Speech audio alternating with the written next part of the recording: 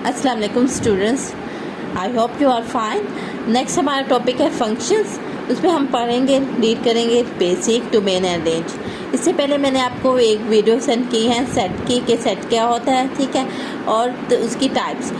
अगर आपको फंक्शन से पहले आपको लाजमी सेट के बारे में पता होना चाहिए कि सेट क्या होता है। अगर आप लोगों ने मेरी वीडियो नहीं देखी तो मैं डिस्क्रिप्शन में इसका लिंक दे रही हूँ, आप लोग लाजमी उसको देखिएगा वीडियो को, ठीक है। अब हम सारे फंक्शंस के बारे में, फंक्शंस का मैं पूरा टॉपिक आप लोगों को समझाऊंगी, ठीक है। आप लोगों ने लाजमी इसको देखना है, ठीक है। फंक्शंस में हम बेसिक्स भी पढ़ेंगे कि फंक्शंस क्या होता है और फंक्शंस कैसे होता है, ठीक है। उसके अलावा हम उसकी डोमेन एंड रेंज पे पढ़ेंगे। डोमेन एंड रेंज बहुत इंपॉर्टेंट टॉपिक है कि आप मैथमेटिक्स के स्टूडेंट हैं या इंजीनियरिंग के स्टूडेंट हैं या सीएस के स्टूडेंट हैं, कोई भी फील्ड के स्टूडेंट्स हैं, तो आप लोगों के लाजमी ऐसे क्वेश्चंस आएंगे जो फंक्शंस पर डिपेंड करते हैं, ठीक है। फंक्शन बहुत मेन टॉपिक होता है, हर सब्जेक्ट में बेसिक मैथ में लाजमी यूज़ होता है, ठीक है। तो उसके लिए आपके पास फंक्शंस को हम मेन टॉपिक उसके हैं फंक्शन इंट्रोडक्शंस पढ़ेंगे, हाईलाइट करेंगे। Function as a set of order pairs, vertical line test, domain and range of functions, algebra of functions, different types of function and their graph, problems on functions, इन सब को हम cover करेंगे, ठीक है। और इसके साथ ही मैं आप लोगों को कैलकुलस के भी डोमेन एंड रेंज के क्वेश्चंस को कवर अप करवाऊंगी। डोमेन एंड रेंज बहुत ऐसे स्टूडेंट हैं, मैंने देखे हैं कि मास्टर के बाद भी उन्हें डोमेन एंड रेंज नहीं आती कि डोमेन एंड रेंज क्या होता है। तो मैं आपको इसको डीपली पढ़ाऊँगी डोमेन एंड रेंज के, और उसके कैलकुलस बुक से भी आपको इसके प्रॉब्लम सॉल्व करवाऊँगी, ठीक है। तो स्टार्ट करते हैं। What is function? फंक्शन क्या है? Function relates an input to an output. क्या होता है? Function is a machine, like machine, ठीक है। कैसे? आप इनपुट देंगे किसी भी, और वो मशीन के ऊपर जो भी रूल होगा उसी रूल को अप्लाई करते हुए हमारे पास क्या आ जाएगा? आउटपुट आ जाएगा, ठीक है। फॉर एग्ज़ाम्पल, अगर आपको, जैसे अब मैं आप लोगों को समझा रही हूँ, या फॉर एग्ज़ाम्पल आपको एक ना 10th क्लास के स्टूडेंट्स हैं आप लोग, ठीक है। आपको टीचर्स क्या करती हैं कि आपको मैथमेटिक्स का सब्जेक्ट पढ़ाती हैं, प्रिपरेशंस करवाती हैं, आपको उसके कॉन्सेप्ट देती हैं, ठीक है। उसके बाद आपके क्या होते हैं? बोर्ड के एग्ज़ाम्स होते हैं और आप लोगों का रिजल्ट आता है, और उस मार्क्स जो आप लोगों के मैथमेटिक्स के जो मार्क्स हैं वो हमारे पास क्या आ जाएंगे? एक आउटपुट आ जाएंगे। और आपको टीचर एक पढ़ा रही है और उसमें आपके पास क्या है? टीचर क्या है? आपके पास इनपुट है। और फंक्शंस क्या है कि फंक्शन क्या अप्लाई हो रहा है? आपका स्कूल डिपेंड कर रहा है, ठीक है। आपके स्कूल पर डिपेंड कर रहा है। आप एक ऐसे इंस्टीट्यूट में टीचर के अंडर पढ़ रहे हैं, ठीक है, और उससे आपके पास एक रिजल्ट आ रहा है जो आपके मार्क्स की सूरत में है, उसको हम क्या कहते हैं? आउटपुट कहते हैं, ठीक है। और एग्जाम्पल कुछ और भी आप ले सकते हैं कि फॉर एग्जाम्पल आप ना डॉक्टर्स के पास गए हैं और आपने ब्लड टेस्ट करवाया। जैसे आपने ब्लड के लिए आपने क्या किया? ब्लड सैंपल दिया, आपने इनपुट दिया है, लेबॉर्ट्री में एक रूल के ज़रिए सारा लेबॉर्ट्री टेस्ट हुआ है, और उसके बाद आपका रिजल्ट आया, तो वो आपका क्या हो जाएगा? आउटपुट हो जाएगा। तो ये आपका क्या हो गया? सिंपल वर्ड में कि फंक्शन क्या होता है? फंक्शन क्या होता है? एक मशीन होती है, ठीक है। आप इसी तरह एक शुगर कैन का भी एग्जाम्पल ले सकते हैं। जैसे आपने शुगर कैन, गन्ने के रस के लिए आपने पहले गन्ने को डाला मशीन के अंदर, उसके बाद आपके पास क्या आ गया? एक जूस आ गया गन्ने का, ठीक है। तो ये आपके एग्जाम्पल डेली लाइफ के एग्जाम्पल हो गए। आप मैथमेटिक्स एग्जाम्पल भी देख लेते हैं। आपके पास एफ ऑफ एक्स होता है इज इक्वल टू 2x, एक फंक्शन है, उसके ऊपर एक्स क्या है? डिपेंड कर रहा है, इज इक्वल टू f2x, ठीक है। अब देखिए 2x, एक्स में क्या है? एक्स आपके पास इंडिपेंडेंट वेरिएबल है, एफ ऑफ एक्स क्या हो गया? आपके पास डिपेंडेंट वेरिएबल। कि हम एक्स को कुछ भी वैल्यूज देंगे, ठीक है, तो उससे जो भी चेंजेस आएगी वो इस पर, किस पर आएगी? इस पर आएगी, ठीक है। जैसे आपने फॉर एग्जांपल एक्स को 0 दिया, आपने यहाँ देखें 0 दिया, एक्स की जहाँ जहाँ है वहाँ आपने 0 पुट कर देना है, ठीक है। 0 पुट किया तो 2 0 हो जाएगा, तो हमारे पास आंसर क्या आ जाएगा? 0। इसी तरह आपने F is equal to X को 1 पुट किया तो आपके पास 2 क्या हो जाएगा? 1 हो जाएगा, तो आंसर क्या आ जाएगा? 2 आ जाएगा, ठीक है। इसी तरह आपने एफ को 2 दिया, ठीक है, पुट किया तो 2 आपने अप्लाई किया 2 टू द 4, तो आंसर क्या आ जाएगा? 4। तो आपके पास ये क्या है कि x क्या है? इंडिपेंडेंट है वेरिएबल कि हमने अपनी मर्जी से उसको 0 दिया, 1 दिया एंड 2 दिया, उससे हमारे पास क्या आ जाएगा, एफ ऑफ एक्स हमारे पास क्या है, डिपेंड कर रहा है किस पर, एक्स पर कर रहा है, उसका आंसर क्या आ जाएगा, 1 0 आ जाएगा, ठीक है, 2 आ जाएगा एंड 4 आ जाएगा, ठीक है। तो ये हमारे पास आउटपुट आ जाएगा, ये है हमने इनपुट हमने दिया 0 1 2 हमने इनपुट दिया और हमारे पास आउटपुट क्या आ गया 0 2 एंड 4, ठीक है। नेक्स्ट है हमारे पास बेसिक ऑफ फंक्शंस कि बेसिक्स क्या होते हैं, y is equal to F of X. मैंने अभी आप लोगों को बताया कि x क्या है, हमारे पास इंडिपेंडेंट वेरिएबल है, ठीक है, हम x की वैल्यूज खुद से दे रहे हैं, ठीक है, और फंक्शन किसी नेम का नाम है कि कोई मशीन जिसके ज़रिए हम क्या कर रहे हैं, कोई रूल हो गया, किसी फंक्शन नेम दे दिया, ठीक है। और y हमारे पास क्या है, आउटपुट वेरिएबल और डिपेंडेंट वेरिएबल है। y को हम क्या कह देंगे, output variable, F of x को हम क्या कह देंगे, f को हम कह देंगे कोई फंक्शन नेम दे दिया, f भी हो सकता है, कोई और भी नेम हो सकता है, ठीक है। मैथमेटिक्स में ज़्यादातर एफ यूज़ हो रहा है तो हमने एफ ही यूज़ किया। एक्स क्या हो जाएगा हमारे पास इंडिपेंडेंट वेरिएबल, क्या एक्स को हमने कुछ भी वैल्यूज़ दी, ठीक है, उससे हमारे पास क्या आ जाएंगे कि हमारे पास कुछ आउटपुट आ जाएगा जो उसको हम क्या कहेंगे वाई, ठीक है। तो हमारे पास ये क्या हो जाएगा, आउटपुट वेरिएबल डिपेंडेंट है, ये किस पर, एक्स पर डिपेंडेंट है, ये कोई एफ क्या हो जाएगा, फंक्शन नेम हो जाएगा, एक्स क्या हो जाएगा, इनपुट वेरिएबल, ठीक है। नेक्स्ट है for example y is equal to e to X plus 1, ठीक है। ये आपके पास क्या हो जाएगा, एक आपके पास है फंक्शन ये हो जाएगा, ठीक है, और इसमें हम x की वैल्यू पुट करते जाएंगे, इंडिपेंडेंट वेरिएबल पुट करेंगे तो हमारे पास क्या आ जाएगा, y डिपेंडेंट वेरिएबल आ जाएगा। इसी तरह y is equal to cosecant x, ठीक है, x की वैल्यू हम पुट करते जाएंगे, इंडिपेंडेंट वेरिएबल है, ठीक है, और ये हमारे पास क्या है, एक फंक्शन है, ठीक है, उसमें x की वैल्यू पुट करेंगे तो हमारे पास y क्या हो जाएगा, आउटपुट वेरिएबल आ जाएगा, डिपेंडेंट फंक्शन किसका है, इनटू एक्स का, ठीक है। प्रॉब्लम 1 पर आते हैं, ठीक है। F of X is equal to 2x plus 1। Solutions, अगर हम x को पुट करते हैं, हमने क्या था, x क्या है, इंडिपेंडेंट वेरिएबल, x की वैल्यू हम खुद से दे रहे हैं, आप कुछ भी वैल्यूज पुट कर सकते हैं इसमें। अब मैंने खुद से ले लिया, x की वैल्यू पुट किया, x इज इक्वल टू 0, जहाँ जहाँ x था वहाँ मैंने अप्लाई कर दिया 0, x की जगह 0 आ जाएगा, 2 x की जगह क्या आ जाएगा, 0 प्लस 1, ये 0 प्लस 1 तो हमारे पास क्या आ जाएगा 1, y क्या आ जाएगा, डिपेंडेंट वेरिएबल, y हमारे पास आउटपुट भी आ गया। इसी तरह हमने x को इनपुट वैल्यू दी है, x को 1 पुट किया, y is equal to F of 1, जहाँ जहाँ x था वहाँ 1 पुट कर दिया, is equal to 2 1 plus 1, 2 plus 1 क्या हो जाएगा 3, तो हमारे पास ये डिपेंडेंट वेरिएबल आ गया और आउटपुट वेरिएबल भी आ गया। इसी तरह पुट कर दिया मैंने, नेगेटिव भी दे दिया x को, x इज इक्वल टू -1, तो x की जगह जहाँ भी x है वहाँ हम -1 अप्लाई कर दे रहे हैं, 2 इज इक्वल टू -1 प्लस 1, ठीक है, तो -2 प्लस 1 हो जाएगा, ठीक है, तो ये क्या हो जाएगा, -2 प्लस 1 क्या हो जाएगा, -1, ठीक है। तो ये हमारे पास क्या आ जाएगा, y हमारे पास एक आउटपुट आ जाएगा जो क्या है -1, और x को हमने क्या दिया है, अपनी मर्जी से एक वैल्यू दिया है जो इंडिपेंडेंट वेरिएबल था। इसी तरह आप x इज इक्वल टू -2 भी पुट कर सकते हैं, x इज इक्वल टू 100 भी पुट कर सकते हैं, x इज इक्वल टू 1000 भी पुट कर सकते हैं, ठीक है।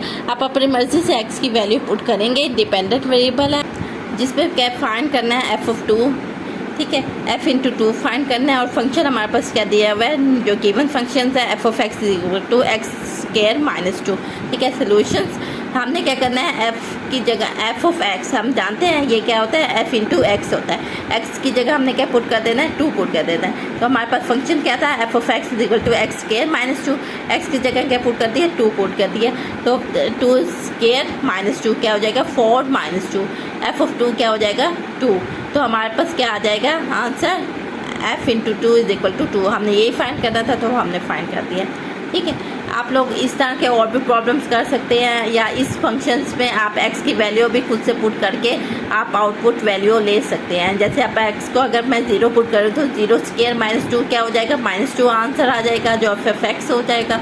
इसी तरह 2 स्क्वायर -2, और हम लोग क्या जानते हैं कि एफ ऑफ एक्स किसके इक्वल होता है, y is equal to F of X के होता है, ठीक है। तो हमारे पास क्या आ जाएगा, हम x की वैल्यू देंगे और हमारे पास y आ जाएगा। इसी तरह हम x की और अनदर वैल्यूज देंगे तो हमारे पास y अनदर आ जाएगा, ठीक है। नेक्स्ट आते हैं हम इसकी बेसिक डेफिनेशन पर। Function as a set of order भी है। डेफिनेशन है, R relations f a to B, A map कर रहा है बी से, is considered as function if first क्या है, every element A has a mapping, कि एलिमेंट जो ए है, ए फंक्शंस का सेट ए है, उसमें के जो तमाम एलिमेंट है उसको लाजमी है कि वो मैप करे, ठीक है, उसका लाजमी है कि कोई ना कोई रिजल्ट आए, ठीक है। फर्स्ट क्या है कि हमारे पास क्या है, every element A has a mapping, कि हमारे पास जो सेट ए है उसके जो तमाम एलिमेंट है उसके लाजमी कुछ ना कुछ रिजल्ट आएगा। और ये अगर हम इसे एग्जाम्पल में भी देखें तो इसका रिजल्ट आता है। आप लोग कुछ ना कुछ स्टडी करेंगे, कुछ ना कुछ सब्जेक्ट की, किसी भी सब्जेक्ट की स्टडी कर रहे हैं, उसके बाद आपका रिजल्ट आएगा कुछ ना कुछ, चाहे वह आपका इतना अच्छा रिजल्ट ना आए, ठीक है, लेकिन आपका रिजल्ट कुछ ना कुछ तो आएगा ना। आप मेहनत करते हैं तो उसका आपको कुछ ना कुछ रिजल्ट उसका आता है, आप सक्सेसफुल होते हैं, फ्यूचर में आप डिग्री लेते हैं, उसके बाद आपका उस डिग्री की कुछ ना कुछ वैल्यू होती है ना। तो ये भी यही कह रहे हैं कि every element A has a mapping, क्या आप कुछ ना कुछ वर्क करते हैं उसका कुछ ना कुछ रिजल्ट आएगा, ठीक है। सेकंड क्या होना चाहिए कि every element in A has a unique mapping, कि क्या होना चाहिए कि हमारे जो एलिमेंट है सेट ए उसके तमाम एलिमेंट क्या होना चाहिए, यूनिक मैपिंग होनी चाहिए, ठीक है। इसे एग्जांपल में, मैथमेटिक्स एग्जांपल में देख लेते हैं। ये क्या है, एक फंक्शन डिपेंड कर रहा है ए सेट, ये ए सेट है और ये क्या है, बी सेट है, ठीक है। अब ये बी सेट पे एक फंक्शन अप्लाई हो रहा है, ठीक है। मैंने एक एग्जांपल ले लिया है सब्जेक्ट के, 9th क्लास के ले लें या 10th क्लास के सब्जेक्ट ले लें, मैंने ऑल सब्जेक्ट नहीं लिए लेकिन ना 4 सब्जेक्ट ले लिए, इंग्लिश, ठीक है, इंग्लिश ले लिया, मैथमेटिक्स ले लिया, उर्दू ले लिया और साइंस ले लिया, ठीक है। तो अब इसमें देखिए कि अगर इंग्लिश है, आप लोगों ने स्टडी किया, उसके सिलेबस को कवर अप किया, आपको टीचर्स ने पढ़ाया है, तो उसके बाद आपका क्या आया, एक रिज़ल्ट आया। फॉर एग्जांपल ये 1 कह दिया कि मैंने 1 रिज़ल्ट आया, ठीक है, आपके पास एक रिज़ल्ट आया, उसका कुछ ना कुछ रिज़ल्ट आया, ये हमारे पास मैप हो रहा है, ठीक है।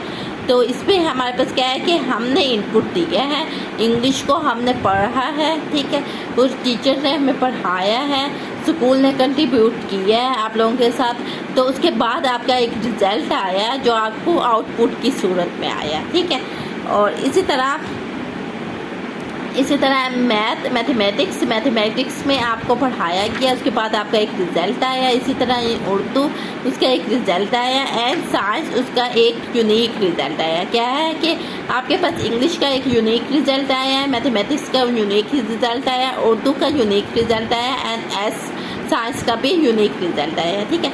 जो सेट ए है उसको हम क्या कह रहे हैं, डोमेन, इसे इनपुट भी कह सकते हैं आप, ठीक है, डोमेन कह रहे हैं। और जो सेट बी है उसको हम कहते हैं को डोमेन,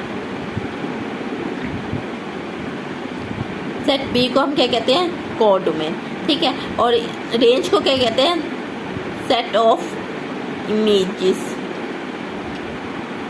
इसको मैं एग्जांपल में आगे समझाऊंगी कि रेंज क्या होता है, को डोमेन क्या होता है और डोमेन क्या होता है। डोमेन क्या होता है कि आपने इनपुट जो दिया वो हमारे पास क्या आ जाएगी, डोमेन आ जाएगी। आपको आउटपुट कुछ आया उसे हम क्या कह देंगे, को डोमेन कह देंगे। ये क्या हो जाएगा, सेट ए है कि आपने सब्जेक्ट है, आपने रीड किए, पढ़े, ठीक है, उसके सिलेबस को कवर अप किया, इसी तरह आपके पास एक मार्क्स आए जो सेट बी की सूरत में, ठीक है।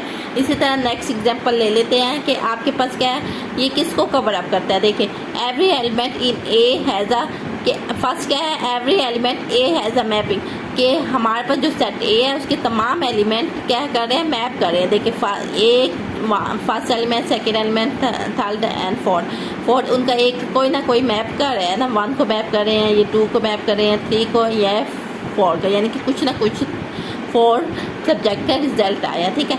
नेक्स्ट क्या है, every element in A has a unique mapping, कि उनके क्या है कि यूनिक मैपिंग होनी चाहिए। अब यही है ना कि इंग्लिश है उसका एक रिज़ल्ट आया है, आपको कुछ मार्क्स आए हैं, इसी तरह मैथ है उसके कुछ मार्क्स आए हैं, उर्दू के कुछ मार्क्स आए हैं और साइंस के कुछ मार्क्स आए हैं। अब इंग्लिश आपके 100 मार्क्स पर है, आउट ऑफ 100 पर है, इसी तरह ये 100 पर है, ये 50 पर है, ये 70 पर है, इस तरह के आपके मार्क्स हैं, उसके आउट ऑफ मार्क्स आएंगे, तो एक यूनिक रिजल्ट आएगा ना हर सब्जेक्ट का, तो दोनों को ये फुलफिल कर रहे हैं, ठीक है। तो इसको हम क्या कहेंगे, फंक्शन कहेंगे। इसी तरह एक और है डेफिनेशन एग्जांपल, सॉरी, तो इसमें देखिए आपके पास इंग्लिश है, इंग्लिश के 1 मार्क्स आए हैं, मैथमेटिक्स उसके भी 1 मार्क्स आए हैं, उर्दू साइंस पार्क स्टडी।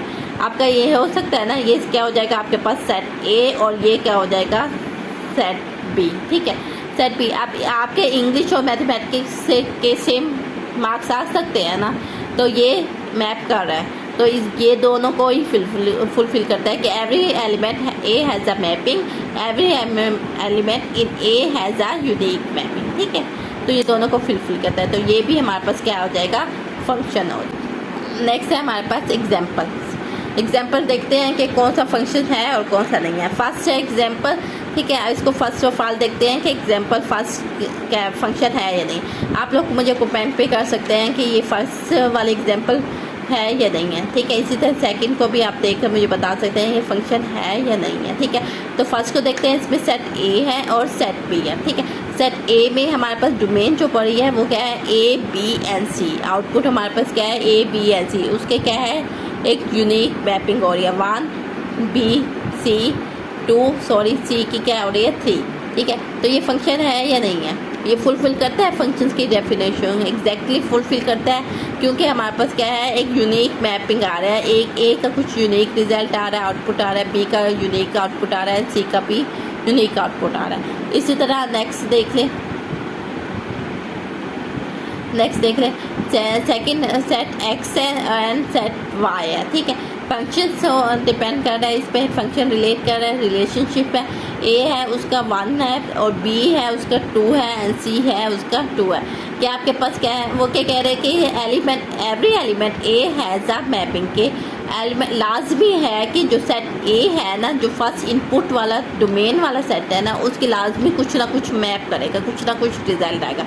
अब देखिए फर्स्ट रिजल्ट है, इसका कुछ ना कुछ रिजल्ट आ रहा है, बी का भी 2 आ रहा है, सी का भी 2, लेकिन आ रहा तो कुछ ना कुछ रिजल्ट है। उन्होंने ये नहीं कहा कि ये को डोमेन में भी लाजमी मैप करो, उन्होंने कहा है कि जो डोमेन है ना वो लाजमी मैप करे। तो ये भी हमारे पास एक फंक्शन है, चाहे हमारे पास कुछ ना कुछ रह किया, क्योंकि हमारे पास ये हो सकता है कि अब बी और सी 2 सब्जेक्ट हैं तो उसके सेम रिजल्ट भी आ सकते हैं। ठीक है, नेक्स्ट देखिए सेट एक्स है एंड सेट वाई है। अब ये देखिए ए है उसका फर्स्ट रिजल्ट आ रहा है एंड बी है उसका 2 आ रहा है, अब सी है उसका 3 आ रहा है। ये देखिए डेफिनेशन को फुलफिल करता है नहीं करता, क्योंकि हमने ये पढ़ा था कि every element of set A has a mapping, के लाजमी है कि डोमेन के जो सेट पड़े हैं वो लाजमी मैप करें। इसी तरह नेक्स्ट देखिए ये सेट नहीं है। ठीक है, नेक्स्ट देखिए नो,